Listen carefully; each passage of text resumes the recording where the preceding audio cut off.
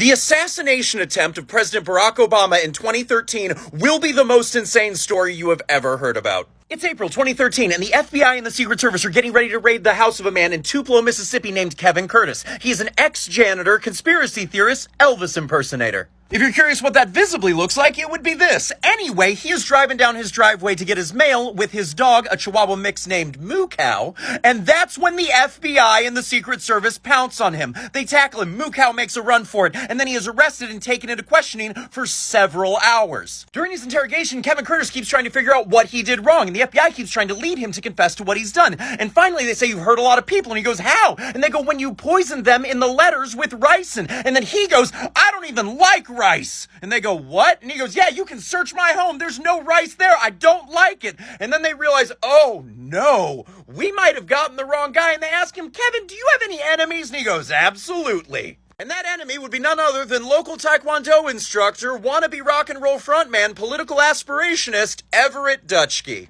So backing up real quick for some really important context. You see, Kevin Curtis in 1999 was working at a hospital as a janitor in Tupelo, Mississippi. At one point late at night, he was really thirsty, so he went to open up a fridge to try to get a Dr. Pepper. The problem is that he ended up finding a whole bunch of body parts, which would be really concerning if he wasn't in the morgue. And so he thought, this is a conspiracy theory. And so he writes screenplays and books called Missing Pieces, and he wants everyone to pay attention to him, but nobody does. And then finally, he finds someone in 2006. So in 2006, Dutchke is running this mostly defunct truther newspaper that claims that it will post any story. And Kevin sees this and realizes, this is my opportunity to get my truth out there. So he emails Dutchke, who doesn't email him back. That really peeves off Kevin, who then realizes that Dutchke now works with his ex-wife, Laura, and so he goes and he crashes a work function to go yell at Dutchke and tell him that he's a liar. And that's when things really start heating up. You see, Dutchke told Kevin that he can't post that because it's too crazy and he's getting ready to run for the House of Representatives, which he does, and it's just a crazy smear campaign where he just really hated the guy who was in there, and there's no apparent reason why. He just hated this guy really vitriolly.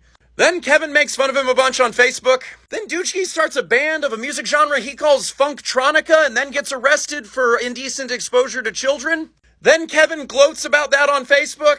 Then Dutchke manufactures some rice and pretends to be the conspiracy theorist Kevin, sprinkles it on some letters, and sends it to a Mississippi judge, a senator, and President Barack Obama. No one was injured, and Everett Dutchke was arrested and sentenced to 25 years in 2014 for the attempted assassination of the president by framing his arch nemesis, a conspiracy theory Elvis impersonator who made fun of him on Facebook.